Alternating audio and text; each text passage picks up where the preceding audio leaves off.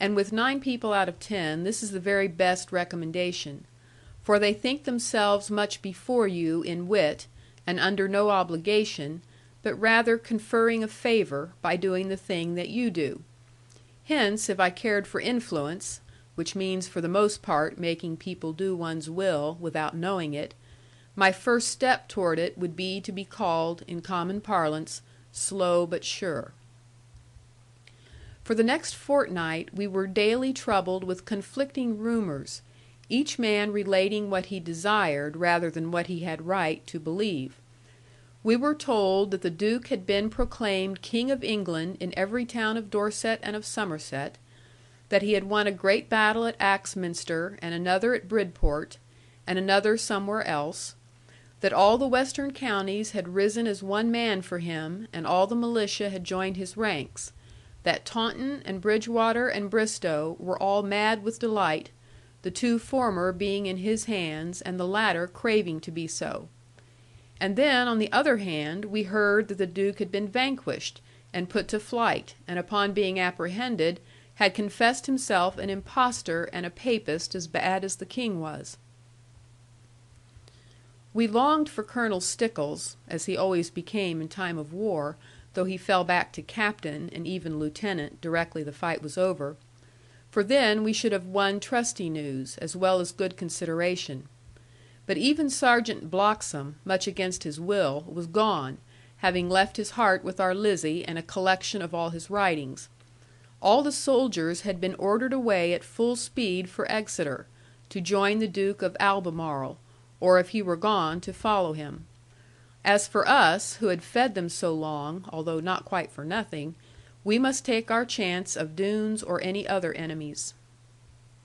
Now all these tidings moved me a little, not enough to spoil appetite, but enough to make things lively, and to teach me that look of wisdom which is bred of practice only, and the hearing of many lies. Therefore I withheld my judgment, fearing to be triumphed over if it should happen to miss the mark. But mother and Lizzie, 10 times in a day, predicted all they could imagine, and their prophecies increased in strength according to contradiction. Yet this was not in the proper style for a house like ours, which knew the news, or at least had known it, and still was famous all around for the last advices. Even from Lynmouth people sent up to Plover's Barrows to ask how things were going on, and it was very grievous to answer that in truth we knew not, neither had heard for days and days. And our reputation was so great, especially since the death of the King had gone abroad from Oare parish, that many inquirers would only wink, and lay a finger on the lip, as if to say, "You know well enough, but see not fit to tell me."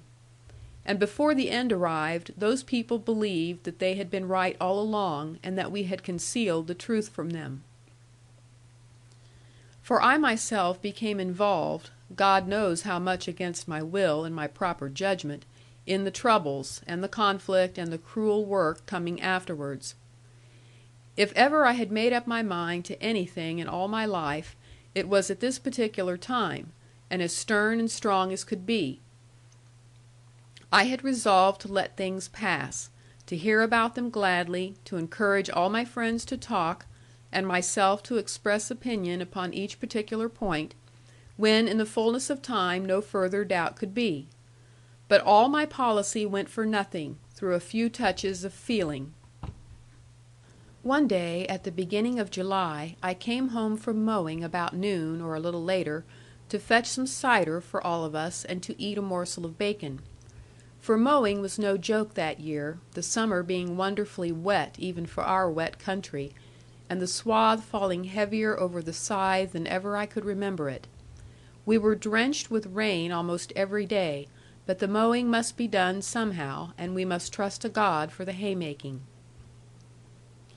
In the courtyard I saw a little cart, with iron brakes underneath it, such as fastidious people use to deaden the jolting of the road. But few men under a lord or baronet would be so particular. Therefore I wondered who our noble visitor could be. But when I entered the kitchen place, brushing up my hair for somebody, behold it was no one greater than our Annie, with my godson in her arms, and looking pale and tear begone. and at first she could not speak to me, but presently, having sat down a little, and received much praise for her baby, she smiled and blushed, and found her tongue as if she had never gone from us. "How natural it all looks again! Oh, I love this old kitchen so! Baby dear, only look at it wid him pitty eyes, and him tongue out of his mousey. But who put the flour riddle up there? And look at the pestle and mortar! And rust, I declare, in the patty pans! And a book, positively a dirty book, where the clean skewers ought to hang! Oh, Lizzie, Lizzie, Lizzie!" "You may just as well cease lamenting," I said, "for you can't alter Lizzie's nature, and you will only make mother uncomfortable, and perhaps have a quarrel with Lizzie, who is proud as Punch of her housekeeping." "She!" cried Annie, with all the contempt that could be compressed in a syllable. "Well, John, no doubt you are right about it. I will try not to notice things. But it is a hard thing, after all my care, to see everything going to ruin. But what can be expected of a girl who knows all the kings of Carthage?" "There were no kings of Carthage, Annie. They were called, why, let me see, they were called, oh, something else." "Never mind what they were called," said Annie. "Will they cook our dinner for us? But now, John, I am in such trouble. All this talk is make-believe." "Don't you cry, my dear, don't cry, my darling sister," I answered, as she dropped into the worn place of the settle, and bent above her infant, rocking as if both their hearts were one. "Don't you know, Annie? I cannot tell, but I know, or at least I mean, I have heard the men of experience say, it is so bad for the baby." "Perhaps I know that as well as you do, John," said Annie, looking up at me with a gleam of her old laughing. "But how can I help crying? I am in such trouble." "Tell me what it is, my dear. Any grief of yours will vex me greatly, but I will try to bear it." "Then, John, it is just this. Tom has gone off with the rebels, and you must, oh, you must go after him." End of chapter 62. Recording by Michelle Harris.